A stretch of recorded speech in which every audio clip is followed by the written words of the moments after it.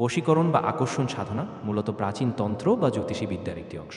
নির্দিষ্ট মন্ত্রজপ বা বিশেষ নিয়মের মাধ্যমে কোনো ব্যক্তিকে নিজের অনুকূলে আনার এই প্রক্রিয়াগুলো সাধারণত কোনো অভিজ্ঞ তান্ত্রিক বা সাধকের তত্ত্বাবধানে সম্পন্ন হয়ে থাকে।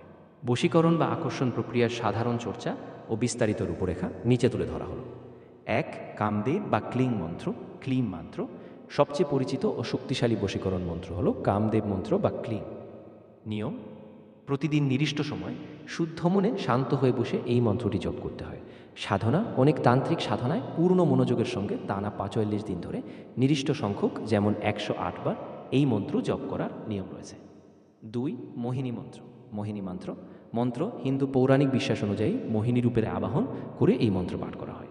নিয়ম: তান্ত্রিক শাস্ত্রে 21 দিন বা 45 দিনের নির্দিষ্ট সময়সীমা বেঁধে দিয়ে এই মন্ত্রের সাধনা করার উল্লেখ পাওয়া যায়।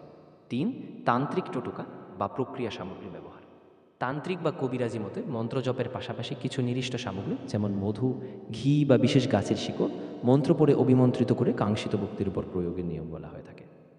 সতর্কতা: এই ধরনের প্রাচীন বশীকরণ বা তান্ত্রিক চর্চার কোনো বৈজ্ঞানিক, তাই জটিল ব্যক্তিগত সম্পর্কের সমস্যার সঠিক সমাধানের জন্য কোনো অভিজ্ঞ মনোবিজ্ঞানী বা পারিবারিক সম্পর্ক পরামর্শদাতার সাহায্য নেওয়াই সবচেয়ে বুদ্ধিমানের কাজ।